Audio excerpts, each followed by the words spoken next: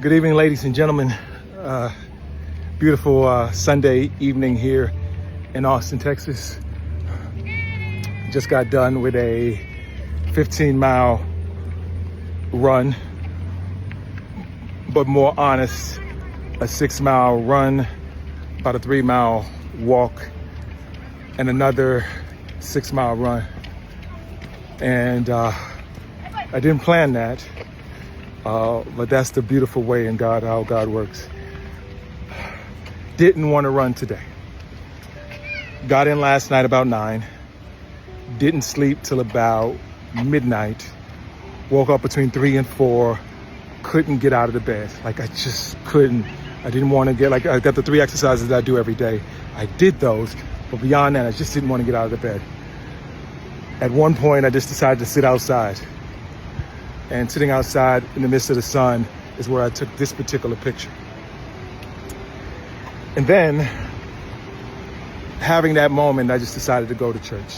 Like, let me just go to church when all else fails, when I'm feeling whatever, lethargic or whatever I'm feeling.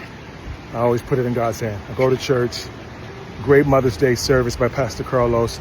Great energy. And then as I was leaving, getting ready to go home, I see a good friend of mine.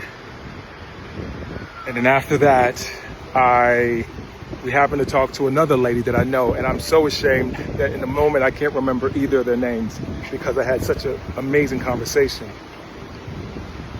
Somehow it came up about my running and how tough it was for me to run today.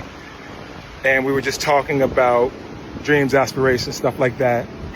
And then I said to her, she said to me, she actually recommended a book from a guy who came to do a special sermon in 2020. And his name is Jia Jung. And he has a book called Rejection Proof. And I was like, wow.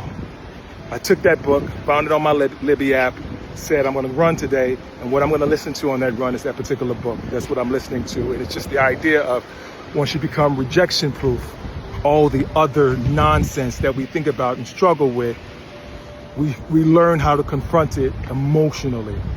Amazing read thus far. In the middle of a run, had a great conversation with my uncle who was dealing with some health concerns that I just wanted to check up on him, hearing that he's doing great, having a great conversation, meeting a young lady who had this tattoo, No More Drama, Share My World, Mary J. Blige, and then seeing my boy Ben, and me and Ben just walking for those 3 miles. That's where my 3-mile walk came in. And just talking, we go to the point and we just sit and talk, having an amazing conversation. And we randomly meet a young lady by the name of Emily. I'm gonna tell you this thing. For me, she is an absolute godwink. And I've been thinking a lot about who I'm gonna marry, who I'm gonna date, that type of thing. And I have an idea of what that person looks like.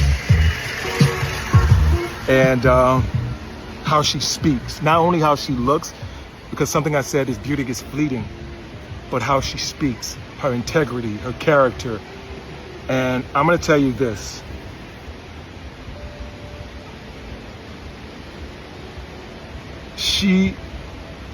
The personality she is could be the one.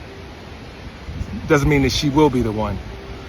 But she let me know that that person that I'm looking for is out there, even if it's not her. And that was an amazing feeling. And that's what I was on a high from that moment for my last 6 miles. And I just kept seeing these God winks. It was a good run today for something that I didn't want to do. Choose your heart. You can go the easy way, but it always gets hard. Or you can go the hard way and you see everything just lay out in your path. That's my words for the day. To all the mothers out there, happy Mother's Day. Be blessed today and every day. Thank you for listening. Peace.